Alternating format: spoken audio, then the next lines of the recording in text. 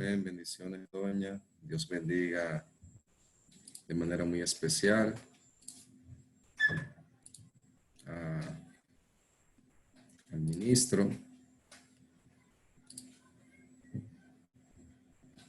nuestro ministro y pastor, Nidio de Jesús Quesada, y a su esposa, doña Irma, una pareja que tiene más de 30 años sirviéndole al Señor.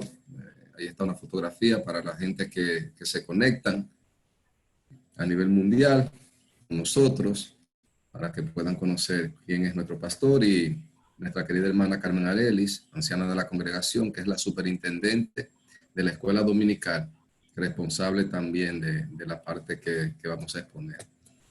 El estudio bíblico de hoy lleva como título La práctica de la verdadera religión. La práctica de la verdadera religión.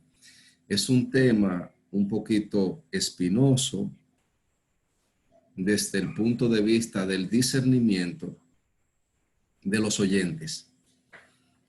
Porque cuando se habla de religiosidad, cuando se habla de religión, afecta de una manera directa a todos los miembros que son practicantes de alguna religión. Entonces, quiero, mis queridos hermanos, que abramos nuestra mente y nuestro corazón. Cualquier cosa que yo diga, en la cual cualquiera pueda sentirse ofendido, le pido que me dispense y me disculpe en esa parte, ¿verdad?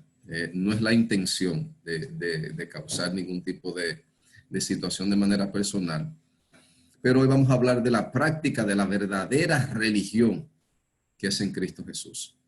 El estudio bíblico es el número 19 y la base bíblica se encuentra en el libro de Miqueas, capítulo 6, versículos del 1 al 8.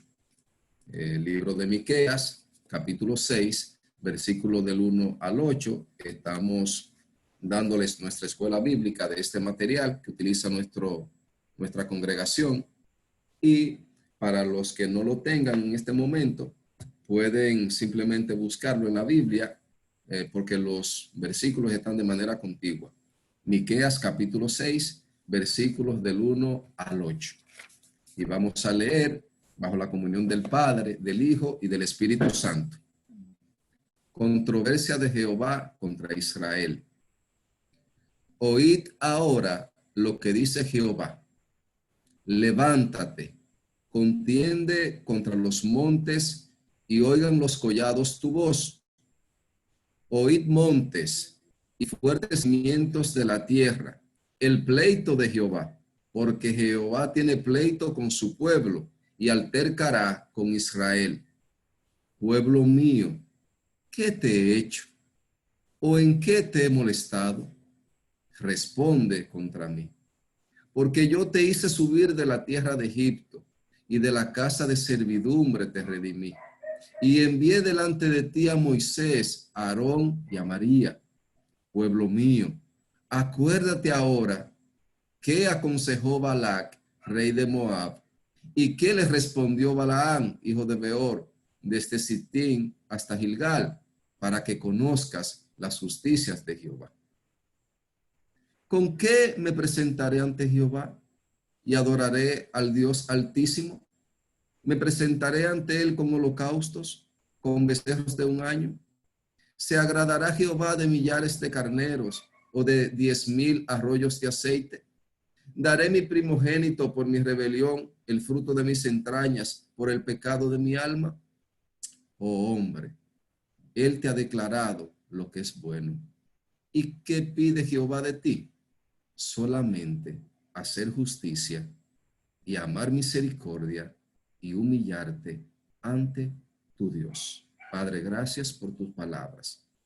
Permite que esta enseñanza, mi Señor Dios, pueda edificar, pueda fortalecer, pueda construir fortalezas espirituales en cada uno de los oyentes, Padre de la gloria. Nos depositamos en tus manos, mi Señor Dios, que tu Espíritu Santo fluya con libertad en nuestras vidas. En el nombre de Jesús. Amén y amén. El pensamiento central, mis queridos hermanos, de la clase de hoy, dice: la verdadera religión se evidencia practicando la justicia, amando la misericordia y manteniéndose humilde ante Dios. Va ligado estrechamente al texto áureo que dice, oh hombre, Él te ha declarado lo que es bueno. ¿Y qué pide Jehová de ti? Solamente hacer justicia y amar misericordia y humillarte ante tu Dios.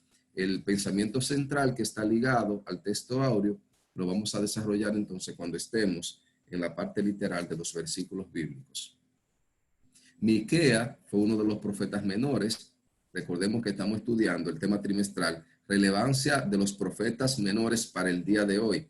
Y hoy nos toca hablar de Miqueas, fue contemporáneo de Isaías y del profeta Oseas, y vivió en el siglo VIII antes de Cristo. Su nombre significa el que es como Jehová, y fue quizás el primer hombre que profetizó o previno sobre la destrucción de Jerusalén. Él se caracterizó en su predicación por condenar a los ricos, a los poderosos de su época, por la explotación hacia los más desvalidos, hacia los pobres. Durante su tiempo hubo mucho pecado, tanto en Israel como en Judá. Debemos de recordar que el reino estaba dividido en dos: el reino de Israel en el norte, el reino de Judá en el sur. El reino de Israel con 10 tribus, el reino de Judá con la tribu de Judá y la tribu de Benjamín. Miquea fustigó el pecado en los hombres, lo condenó a todos los niveles sociales. Trató principalmente lo relacionado a la moralidad social y religiosa de manera personal en el individuo. Destacó la justicia, la bondad y la humildad. El mensaje de Miqueas resonó en todo Israel y Judá, no obstante que pasó la mayor parte de su tiempo al oeste de Judá. Dentro de los profetas menores, fue el que predijo que Jesús nacería en Belén. Se le dio esa revelación al profeta Miqueas. En el capítulo 5, verso 2, dice literalmente, pero tú, Belén, Éfrata, pequeña para estar entre las familias de Judá, de ti me saldrá el que será Señor en Israel, y sus salidas son desde el principio, desde los días de la eternidad. Así como Isaías también habló sobre el nacimiento de Jesús y de cómo sería y de dónde nacería, así también Miqueas habló dónde habría de nacer nuestro Señor Jesucristo, cuando tomó forma de hombre, hecho semejante a los hombres. Tenemos 3 objetivos. El primer objetivo dice, saber que Dios envía mensajes de advertencia cuando se le ha ofendido. En el tiempo antiguo, cuando el pueblo de Dios se manejaba a través de la ley y a través de los profetas, Dios enviaba mensajes de advertencia a través de dichos profetas, a través de personas que él elegía para llevar las buenas nuevas, para llevar cuál era su voluntad, pero también para llevar advertencia, para que los hombres pudieran volverse de su camino. En la clase anterior vimos cómo Dios envió a Jonás a Nínive para que todo este pueblo pudiera volverse de su maldad. Dios, mis hermanos, no deja pasar el pecado por alto, bajo ninguna circunstancia. En el caso de nosotros, los que hemos sido redimidos en estos últimos tiempos, lo hizo a través de Jesucristo. Nuestro pecado Él no lo dejó pasar por alto, sino que hubo la persona de Jesús que asumió por nosotros nuestra culpabilidad. Él no lo dejó en el aire.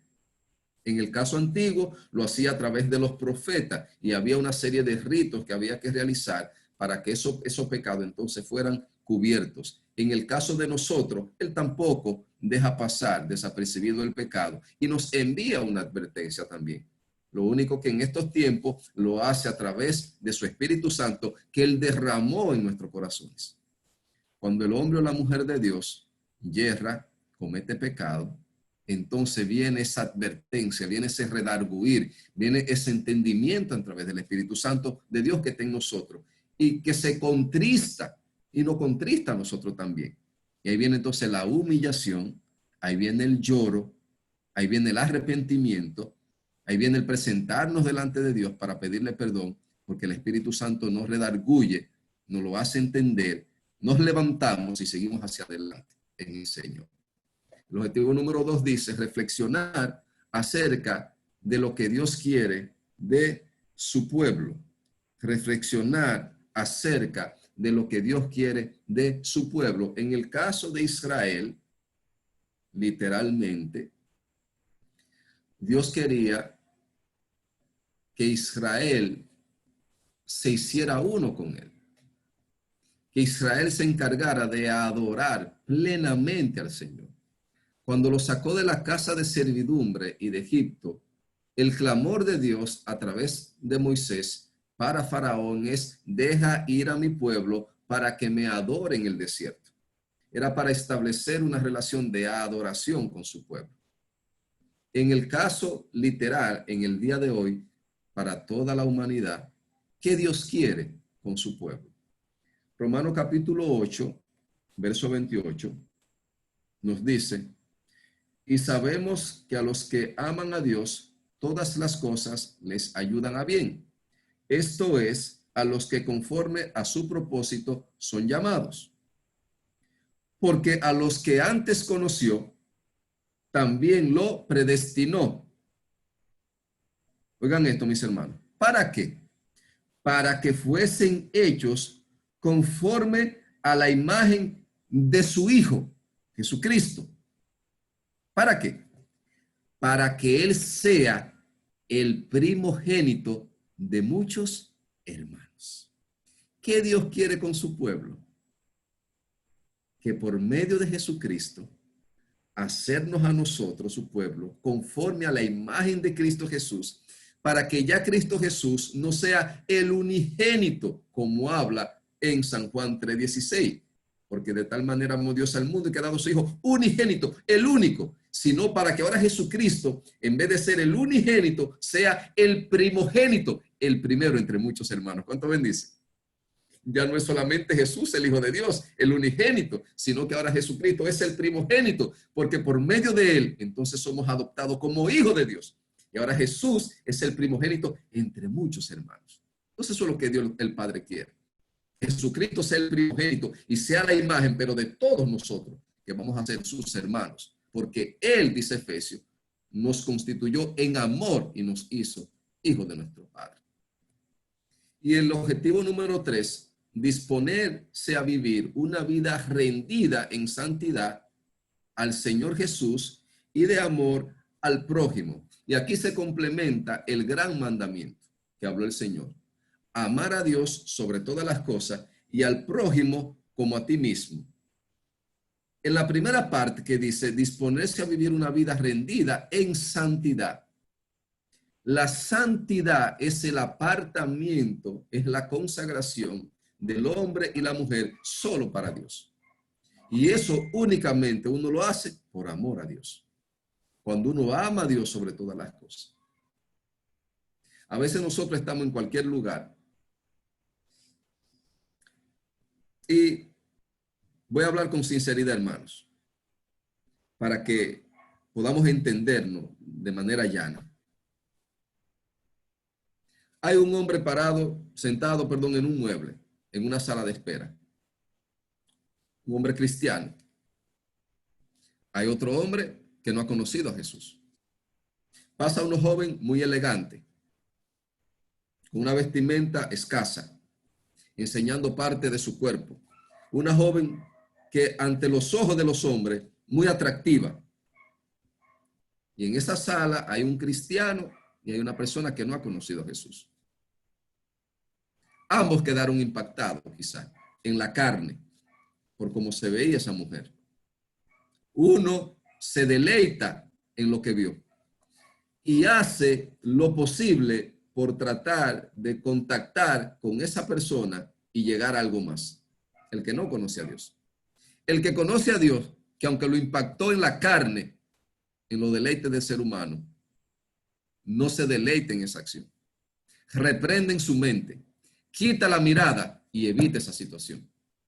¿Qué hizo la diferencia? Los dos fueron impactados, hermano. Pero ¿qué hizo la diferencia entre el uno y el otro? El amor a Dios, la santidad, el deseo de no fallarle a Dios, el deseo de guardarse.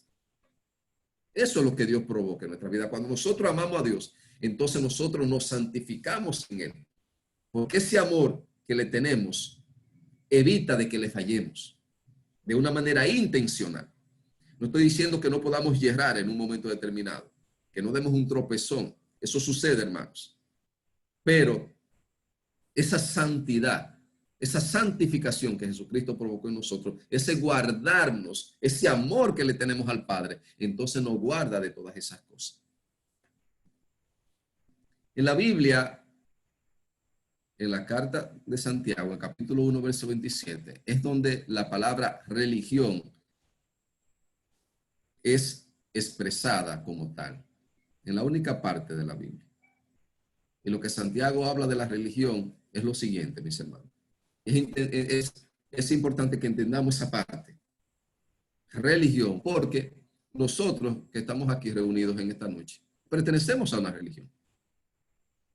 Y hay miles de religiones en el mundo. E inclusive nosotros pertenecemos del cristianismo a la corriente protestante. Nosotros fuimos el resultado de las protestas que hicieron unos monjes católicos porque estaban en contra de el desviar de la correcta doctrina de la religión tradicional. Por eso lo llaman protestantismo, porque fue una protesta y fue una serie de tesis que hizo Martín Lutero junto con otros hombres del Señor. Y entonces hubo un apartamiento y se conformó lo que nosotros somos hoy en día, ¿verdad? Y conformamos, pero dentro de esta corriente protestantista también hay unas otras religiones que quizás no somos afines de manera unánime a toda la doctrina. Entonces tenemos que entender esa parte. Cuando se habla de religión, ¿qué es religión? Es una serie de normas que caracterizan a una asociación de personas con normas de líderes conforme y a las necesidades de ese tiempo, de ese momento, y que practican la palabra del Señor. Y en esas normas de líderes, de personas respetadas en el Señor, como seres humanos, quizá todos no podamos conciliar una misma idea. Y por eso se crean religiones. ¿Entiendes? Entonces tenemos que tener pendiente esa parte. Le digo esto, mis hermanos, para que usted no vaya a minimizar el impacto poderoso del Espíritu Santo de Dios y la transformación en el corazón que Jesucristo puede provocar en una vida por anteponer una religión. Cuidado con esa parte, porque Cristo Jesús, el Padre y el Espíritu Santo, está por encima de cualquier asociación o de cualquier religión. Entonces Santiago habla de que la religión pura y sin mácula y sin mancha, delante de Dios el Padre, es esta: visitar a los huérfanos y a las viudas en sus tribulaciones y guardarse sin mancha del mundo. Y aquí no habla lo que dice el objetivo: una vida de santidad, guardarse sin mancha del mundo, amor al prójimo, visitar a las viudas y a los huérfanos en sus tribulaciones. Cuando habla de viuda, cuando habla de huérfano, habla de una relación de amor horizontal con nuestro prójimo, con nuestro semejante. Esa es la religión. Y una vida profunda de amor vertical hacia el cielo, hacia Dios. Y ese amor horizontal para con el prójimo, para con las viudas, para con los huérfanos, tiene que estar directamente, es el producto de nuestra relación vertical con el Padre a través de Cristo Jesús. Esa es la religión verdadera. Guardarse en santidad, amando a Dios sobre todas las cosas y amando al prójimo, socorriéndolo y ayudándolo de una manera desinteresada. ¿Por qué pone la palabra viudas y huérfanos? Porque eran los únicos que no tenían doliente. Una viuda ni siquiera le permitía trabajar, tenía que pedir. Y los huérfanos, si el padre de familia muerto tenía alguna deuda, eran vendidos como esclavos, se lo liquidaban. Y era legal, no había nada que hacer en ese caso. A menos que no apareciera un familiar que redimiera, que tuviera el dinero suficiente, exponiéndose a que a 50 años tenía que serle devuelto todo. Y muchas veces ni eso hacían ni redimían. Entonces esa es la relación, esa es la religión verdadera, hermanos. Amar a Dios sobre todas las cosas para guardarnos en santidad y amar al prójimo como nosotros mismos para socorrerlo y ayudarlo. Esa es la esencia. Si nos salimos de ahí hablando de nombres, hablando de cosas, entonces quizás no lleguemos a la excelencia que el Señor quiere que lleguemos. Aunque dicho esto, todos nosotros necesitamos estar asociados. Esa parte debemos entenderla. Porque el asociarnos, el reunirnos, como decía el ministro, la reunión y la congregación nos permite la sujeción y la obediencia. ¿Cuánto bendice? Porque si no nos asociamos, si no nos reunimos, entonces nos reconocemos autoridades y hay de nosotros cuando nos equivoquemos. ¿Quién nos levantará cuando no caigamos? Y si cometemos un error, ¿quién nos aconsejará y nos ayudará? Entonces es necesario esa reunión, es necesario que nos congreguemos, es necesario que participemos y dependamos de alguien y que nos sujetemos a esas normas. Todo eso es necesario porque nos ayuda. Ahora, lo que no podemos poner es esa asociación por encima del Señor. Esa es la parte. Por ejemplo, la práctica de la verdadera religión. Y voy a tomar una línea directa de nosotros, los cristianos evangélicos. Aquí estamos hablando del protestantismo bajo este símbolo, que fue el que se utilizó. Se dio con Martín Lutero y otros líderes aproximadamente en el siglo XV. Y nosotros salimos de ahí. Nosotros somos protestantes, somos evangélicos, porque llevamos el evangelio, pero salimos de esa corriente del Señor. Porque estos hombres querían que ya la Iglesia Católica le había añadido muchas cosas a la doctrina en función de intereses materiales, terrenales y temporales. Llegó un momento que para hacer grandes construcciones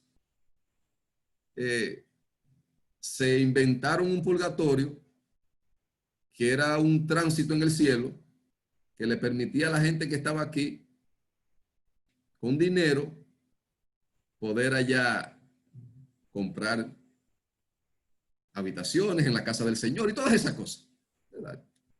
Había una máxima que decía que sonando el dinero en el cofre y allá arriba soltando a la gente para que viviera en un lugar mejor. Entonces, una serie de cosas, ahí empezaron a poner el celibato de que para pertenecer a la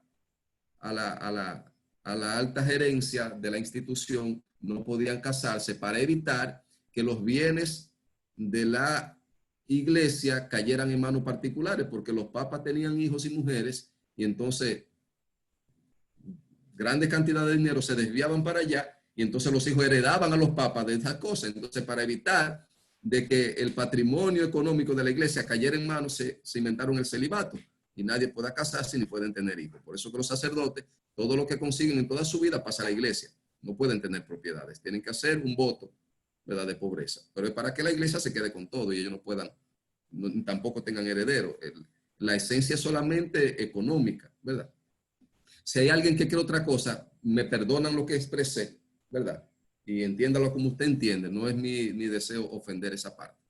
Entonces, al nosotros separarnos en el siglo XV, entonces estamos en esta corriente para 600 años de protestantismo, los cristianos evangélicos y todas las corrientes que salieron. Ahora, la pregunta es, ¿el Señor, antes de nosotros ser evangélicos y llegar a esta corriente, no salvaba? Siguió salvando, mis hermanos. Porque Él no esperó que salieran los cristianos evangélicos para salvar. Él seguía salvando.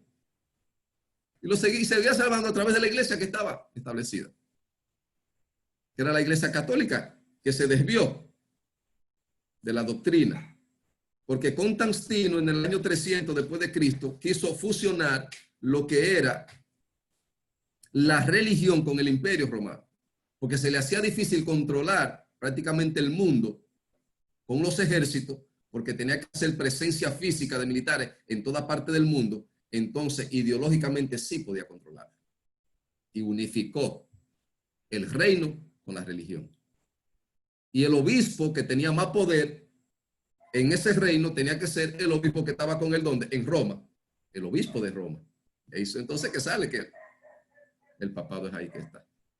Pero entonces, eso empezó a degenerarse. Pero antes de esa iglesia católica, estaba entonces lo del camino. ¿Y qué era lo del camino? Aquellos perseguidos después de la muerte de Jesucristo, que andaban despavoridos, que andaban huyendo, y los llamaban de esa manera. Incluso Pablo, en su conversión, en el capítulo 9 del libro de los Hechos, cuando él pide carta a los sacerdotes para ir a Damasco, respirando aún amenaza sin muerte, dice, y le pidió cartas para la sinagoga de Damasco a fin de que se hallase algunos hombres o mujeres de este camino, en mayúscula. Era su nombre, era como se identificaban por la persecución. Y cuando dos personas se encontraban en el camino porque no tenían ni siquiera dónde resguardarse, para ello identificarse, uno de ellos se aplastaba y hacía una media luna en el suelo. Y si el otro completaba la forma de un pez, entonces sabía que era un del camino, ni siquiera se llamaban cristianos en ese momento. O sea que ahí el Señor, aun cuando se llamaban del camino, que era esa religión que ellos profesaban por la muerte de Cristo Jesús, ahí el Señor seguía salvando, ahí el Señor seguía sanando, ahí el Señor seguía haciendo lo que tenía que hacer. Posteriormente entonces, en el capítulo 11, versículo 26, cuando Pablo se reúne y todos los grandes líderes en Antioquía, los que le acompañaron en ese momento, allí por primera vez entonces, es que se le llama a los del camino cristianos, ya de una manera abierta, porque ya líderes como Pablo, ¿verdad? Hablaban abiertamente del Señor. Y se le llama esa denominación de cristiano, eso somos nosotros, hermano. Pero miren cómo va pasando. Y cada gente le va poniendo cosas. Son religiones.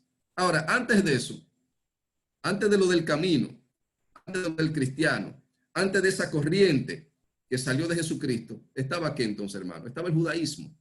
Y el pueblo de Dios tenía la ley judaica.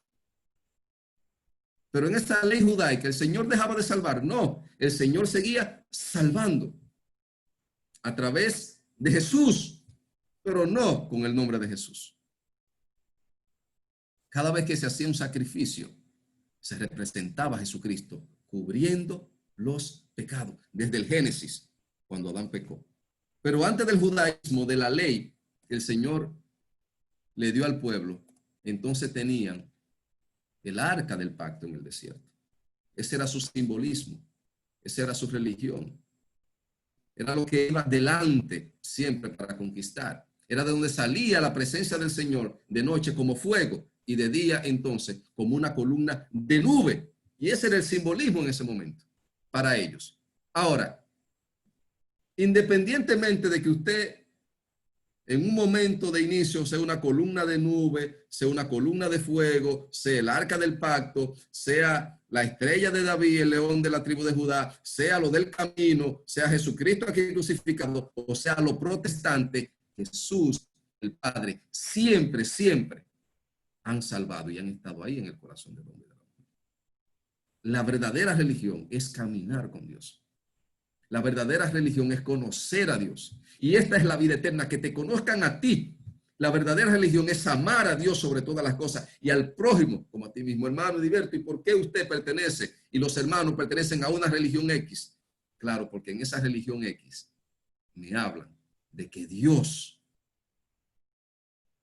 está por encima de todas las cosas en nuestra vida. Que es lo que establece verdaderamente. Es lo que dice el Padre. Fue lo que dijo Jesucristo. Amar a Dios sobre todas las cosas y al prójimo como a ti mismo. Y eso va en economía con lo que dice Santiago, las viudas y los huérfanos, y guardarse en santidad del mundo. La santidad es por el amor a Dios. Y por el amor a Dios, el socorrer entonces a los huérfanos. Pero independientemente del nombre que le hayan puesto, el arca, la columna de nube, la columna de fuego, la estrella de David, el león de la tribu de Judá, los del camino, los cristianos, los protestantes, independientemente de todo eso, mis hermanos, el Señor siempre ha estado ahí y en el inicio siempre ha querido hablar con nosotros cara a cara, como habla cualquiera a su compañero. Eso pasó con Moisés, Éxodo capítulo 33, verso 11. Eso pasó con Abraham. Dice la palabra que Dios hablaba con Abraham como el que hablaba con un amigo. ¿Acaso le ocultaré, haré yo algo sin decirlo a Abraham, que es mi amigo, y lo voy a constituir en una nación grande? Gente que caminaron con Dios. cientos de años.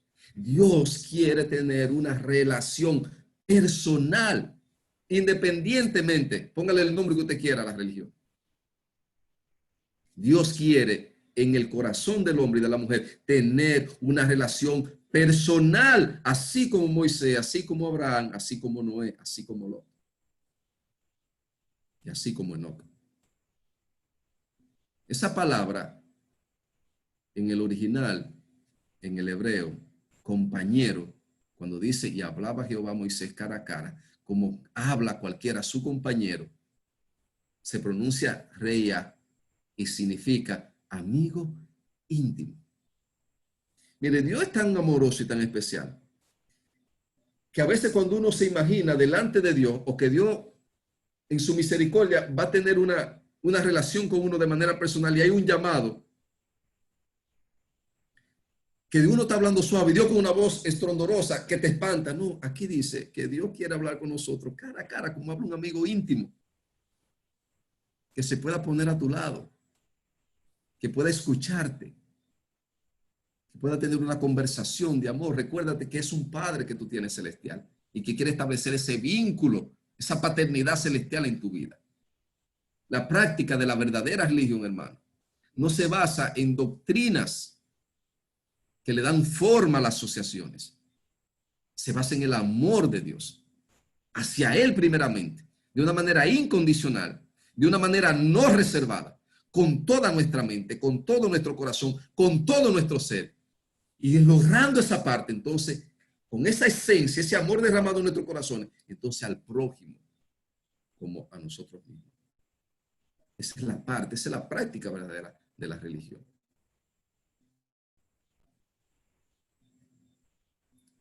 El verso 6.1 dice, oíd ahora lo que dice Jehová, levántate, contienda contra los montes y oigan los collados tu voz. Oíd montes y fuertes cimientos de la tierra, el pleito de Jehová, porque Jehová tiene pleito con su pueblo y altercará con Israel. Entonces Dios aquí está llamando a cosas inanimadas, está llamando a los montes, está llamando a los cimientos de la tierra, está llamando a los collados. ¿Por qué?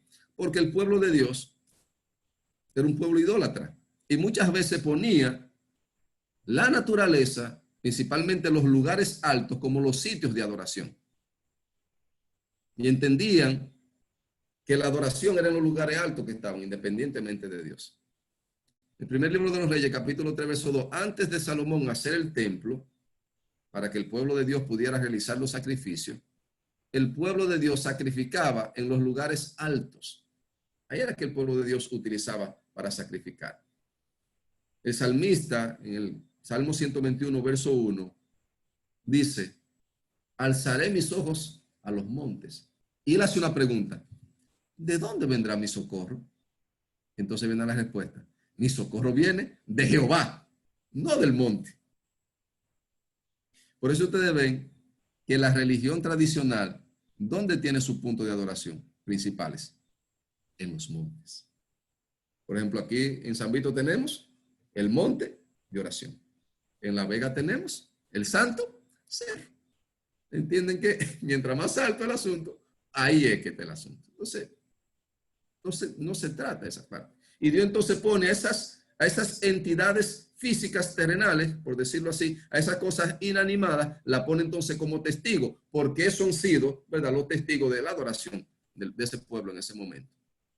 Osea dice, que ya lo habíamos leído antes, y los lugares altos de Abén serán destruidos, el pecado de Israel crecerá sobre sus altares espino y cardo, y dirán a los montes, cubridnos, y a los collados, cae sobre nosotros. Entonces en el día malo de Jehová, que dice la palabra, en vez de ellos pedir misericordia a Dios, entonces le hablan a los montes que caiga sobre ellos. Lo tenían como entidades. Por eso Dios aquí expresa esa parte, a los montes y a los collados, porque era a quienes ellos tenían como entidades celestiales. Pueblo mío, ¿qué te he hecho? ¿O en qué te he molestado? Responde contra mí. Miren, aquí la esencia espiritual es que Dios está hablando como un padre a su hijo, diciéndole, óyeme, ¿qué te he hecho y en qué te he molestado? ¿En qué yo te he defraudado? Es como si literalmente usted haya hecho todo por un hijo, por una hija. Y venga como quiera la desobediencia, el defraudo, el menosprecio. Entonces, en esa confusión uno dice, pero ¿qué es lo que yo te he hecho? Que no veo una proporcionalidad de lo que te he dado para lo que tú corresponde para mí. Entonces, Dios le dice al pueblo, ¿qué yo te he hecho? ¿En qué yo te he molestado? ¿En qué te he defraudado? Respóndeme a mí. Porque Dios hizo todo lo que tenía que hacer. Incluso aquí Jesús lo hace representativo en una parábola. El Evangelio según San Lucas, capítulo 20, en lo que tiene que ver con los labradores malvados, el Señor dice lo siguiente. Comenzó luego a decir al pueblo esta parábola. Un hombre plantó una viña, la arrendó a labradores y se ausentó por mucho tiempo. El hombre tomó aquí una viña, la puso bonita y la arrienda y se ausenta para que entonces ellos produjeran en esa viña. Y a su tiempo, cuando esa viña ya iba a producir, envió un siervo a los labradores para que le diesen del fruto de la viña. Pero los labradores le golpearon y le enviaron con las manos vacías. Volvió a enviar a otro siervo, mas ellos a este también golpeado y afrentado le enviaron con las manos vacías. Volvió a enviar un tercer siervo, mas ellos también a este echaron fuera herido. Entonces el señor de la viña dijo, ¿qué voy a hacer? He buscado toda la manera posible, estoy parafraseando, de que lo que le di, de que lo que le guardé, de que lo que les separé para que produjeran frutos, a su tiempo vengo para que me hagan partícipe del fruto. Ustedes saben que dice la palabra que por los frutos el Señor nos va a conocer. Y el Señor espera esos frutos de nosotros para disfrutar de ellos. Esa es nuestra identidad, los frutos en el Señor. Y cuando el Señor llega a nuestras vidas buscando algún fruto porque es tiempo para darlo, como le pasó a la higuera, y nada más tengamos hoja, el Señor se va a incomodar porque va a tener que dejarnos fuera. Entonces manda gente y esta gente lo que hacen es que golpean y lo envían con las manos vacías. Entonces él dice, pero ¿y qué es lo que voy a hacer? Porque cada vez que mando un siervo, no veo frutos de lo que le entregué y también lo golpean. Y dice, bueno, voy a hacer algo. ¿Qué haré? Enviaré a mi hijo amado.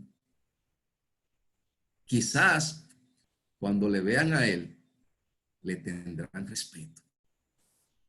Mas los labradores al verlo discutían entre sí diciendo, este es el heredero, venid y matémosle para que la heredad entonces sea nuestra. Y le echaron fuera de la viña y le mataron. Entonces eso nos recuerda a nosotros la historia del Señor con el pueblo de Israel. Que el Señor le envía profetas, le levanta profetas. Y lo que hace con los profetas es que los matan. Entonces el Señor decide enviar a su Hijo Jesucristo. A los suyos vino, pero los suyos no les recibieron. Mas a los que les recibieron le dio la potestad de ser hijos de Dios. ¿Cuánto bendice? A los que les recibimos. Le mandó a su Hijo Jesucristo. Y también quisieron, le golpearon y le mataron. Entonces, es constante el desprecio. Por eso el Señor aquí clama, ¿qué haré? ¿Qué te he hecho yo? El verso 4 dice, porque yo te hice subir de la tierra de Egipto y de la casa de servidumbre te redimí y te envié delante de ti a Moisés, a Aarón y a María. Entonces aquí el Señor le dice, yo lo único que te he hecho a ti es bien. Cuando tú estabas en esclavitud, en Egipto, en casa de servidumbre, yo te redimí. Yo pagué un precio. Yo te rescaté.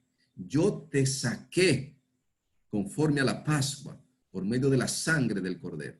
Y no solamente lo sacó a libertad, sino que el día que iban saliendo, dice la palabra, cuando él habla con Moisés, en el capítulo 3, que le está haciendo el llamamiento, él le dice a Moisés lo que va a pasar y le dice, y yo daré a este pueblo gracia en los ojos de los egipcios, para que cuando salgáis no vayáis con las manos vacías, sino que pedirá cada mujer a su vecina y a su huéspeda alhajas de plata, alhajas de oro y vestidos, los cuales pondréis sobre vuestros hijos y sobre vuestras hijas, y despojaréis a Egipto. Eso es cuando Dios llama a Moisés y le dice lo que va a pasar el día que ellos salgan. Y cuando ellos salieron, dice Éxodo 12:36, y Jehová dio gracia al pueblo delante de los egipcios y le dieron cuanto pedían y así despojaron a los egipcios. Cuando esos 2 millones y pico, si esa era la cantidad aproximada, salieron de Egipto, cada mujer del pueblo del Señor le pidió a su vecina alhajas de plata, alhajas de oro y vestido, de tal manera que despojaron a los egipcios. Entonces, no solamente Dios los sacó de la casa de servidumbre, los redimió, los liberó, sino que lo envió eminentemente ricos al desierto. Aunque con ese oro, con esa plata y esos vestidos, no tenían necesidad de comprar nada, porque ahí también él iba a sustentar de una comida especial y de un agua muy especial. Entonces Dios le está diciendo, ¿qué yo te he hecho a ti? ¿En qué yo te he defraudado? Contéstame. Yo te saqué de la servidumbre de casa de Egipto, te di la libertad y te he prosperado. Y eso podemos traerlo, hermano, a nuestra vida hoy en día. Nuestro hermano David, en el día de ayer, hablaba sobre, acuérdate de Dios, de dónde Dios te sacó. Cuando nosotros estábamos en el mundo, ¿cómo estábamos, hermano? Y cuando Dios nos sacó de ese mundo, ¿cuántas bendiciones han llegado a nuestras vidas? ¿Cuántas bendiciones familiares? ¿Cuántas bendiciones económicas? ¿Cuántas bendiciones de salud? ¿Cuántas bendiciones en lo social? ¿Qué tú eras antes? ¿Cómo te miraban antes? ¿Cómo te miran ahora? No es que te hagan coro, ni te hagan bulla, nada de eso. Pero internamente, un hombre o una mujer, cuando te mira con respeto y a la hora de buscar un consejo sano que pueda ayudar a su vida, es a ti que te va a buscar. Porque hay un distanciamiento espiritual, hay una formación, hay un consejo sano, hay una dirección divina, hay una dirección de Dios. Antes era eso.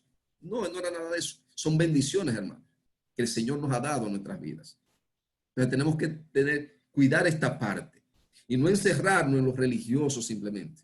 No encerrarnos en una práctica religiosa y entender que con eso ya agradamos a Dios. Y entonces con el corazón vacío, porque los fariseos se lavaban muy bien, se vestían muy bien, eran pulcros, impecables, adornados con una excelencia conforme a lo que establecía la ley, pero con el corazón totalmente apartado del Señor, sin la más mínima manifestación de amor para con nadie, ni para con Dios, ni para con los hombres. Tenemos que tener en cuenta de no perdernos en esa parte, de no solamente por ser hijos de Abraham, como decía la palabra, entienden que deben de ser salvos solamente porque profesan esa fe.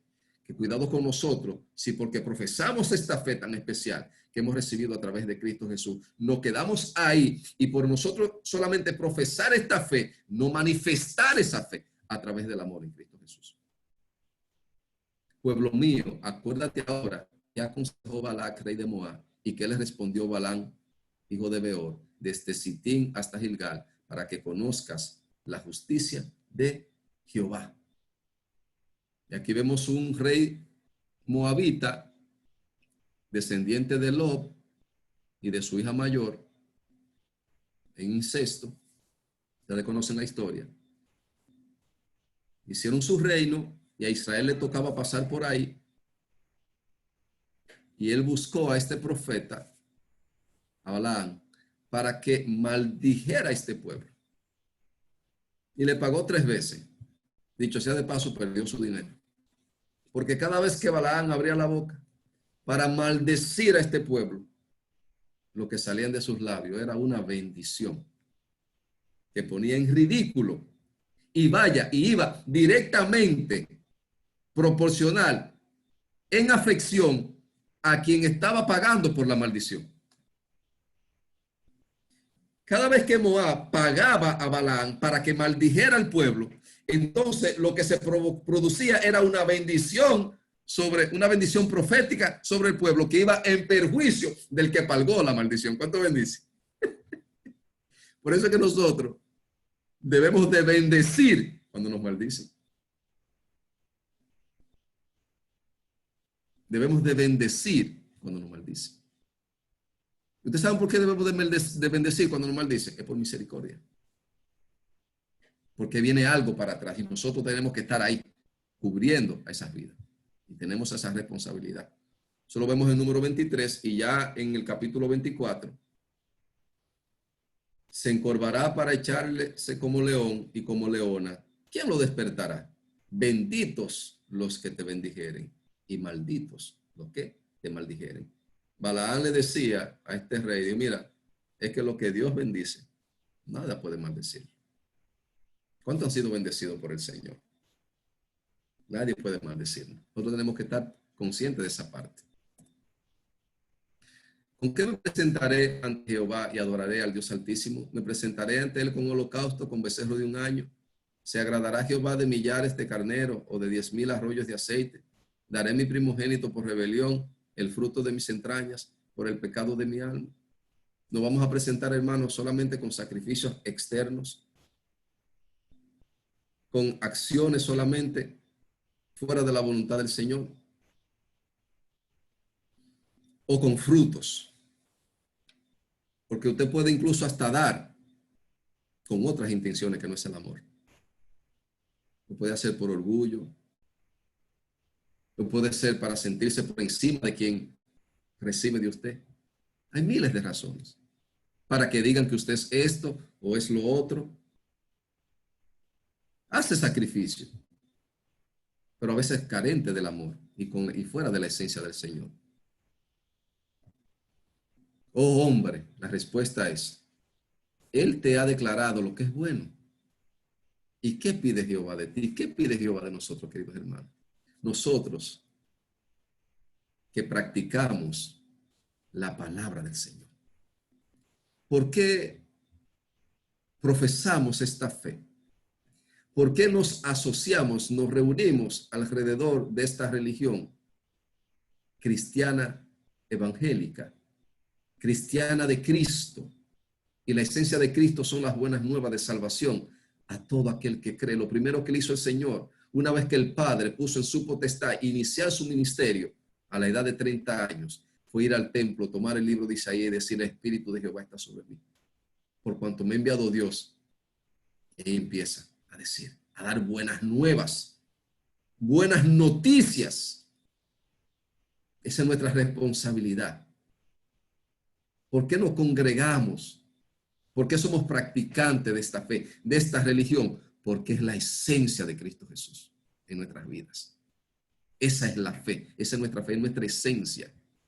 Y esa fe y esa esencia está por encima de cualquier nombre que usted pueda ponerle a cualquier congregación. Es la fe genuina en Cristo Jesús como el único mediador, como el único intercesor, como el único abogado, como la única escalera, como el único camino, como la única vida.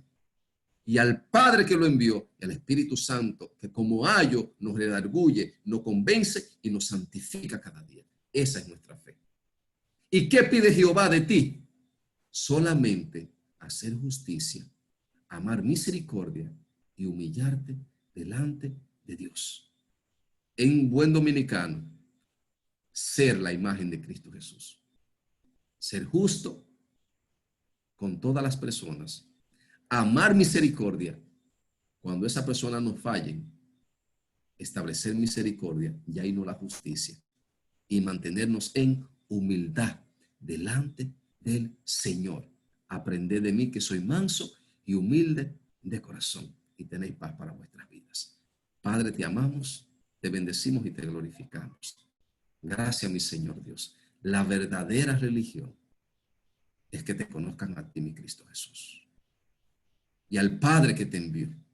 Y al Espíritu Santo que nos redarguye, nos convence y nos guía. Él es nuestro ayo, Él es nuestro sello para el día de la redención, para cuando tú, mi Rey de Gloria, con voz de mando, con voz de arcángel y con trompeta de Dios, descienda del cielo. Y los que estén durmiendo se levante. Y los que estemos vivos, si no estamos durmiendo, mi Señor Dios, seremos transformados en un abrir y cerrar de ojos, seremos arrebatados y estaremos contigo en las nubes para recibirte, mi Señor Dios. Y tú posteriormente, después de esa ceremonia nupcial, establecer, Padre Santo, tu reino sempiterno en nuestras vidas y en la vida de aquellos que te profesan. Bendice cada vida, cada hermano, cada amigo, mi Señor Dios, que tuvo la oportunidad en esta noche de escuchar de tu palabra. Que cierren sus ojos y sus oídos, mi Señor Dios, a dogmas religiosos, a mandamientos plenamente humanos, a tradiciones de los hombres que se constituyen como mandamientos, y que abran su corazón a ti, mi Cristo Jesús, a tu palabra y a tu esencia, mi Señor Dios. Glorifícate, Padre. Y si alguno no te ha conocido, mi Señor Dios, que abra su corazón a Cristo Jesús, confiese con su boca que tú eres el Señor, que cree en el corazón que Dios te levantó de los muertos y que tú estás reinando a la diestra del Padre, y que tú eres perdonador de sus pecados, mi Señor Dios, y que derramaste su sangre para salvación y vida eterna. En el nombre de Jesús. Amén y amén. Nuestro hermano ministro con nosotros.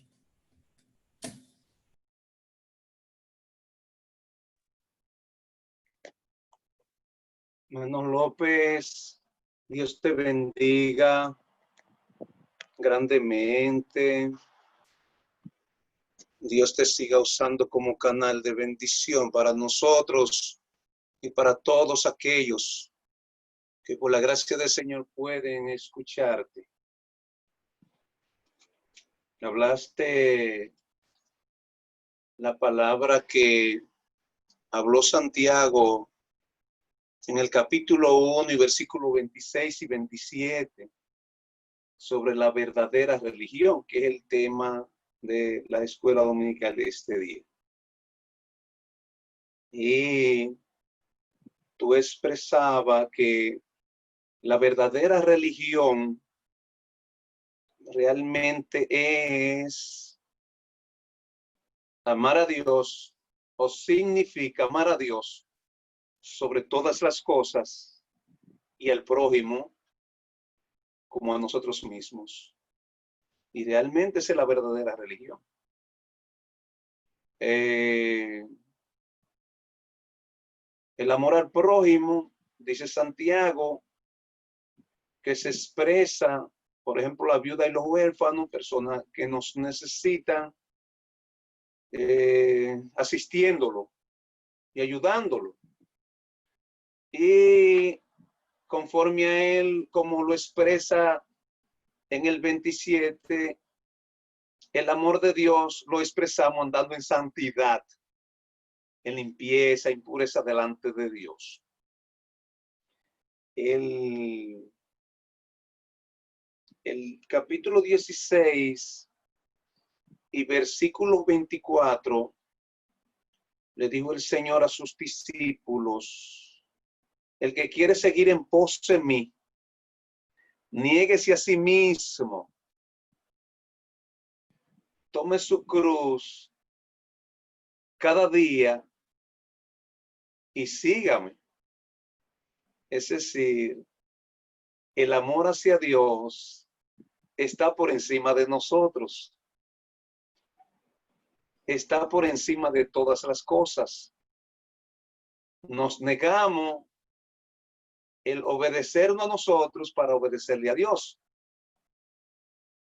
Y el capítulo 10 del libro de San Mateo y versículos 37 y 38 nos habla del que ama a padre o a madre más que a él. El que ama a hijo o a hija más que a él. Pero hay una parte que también habla de los hermanos. Dice que no es digno de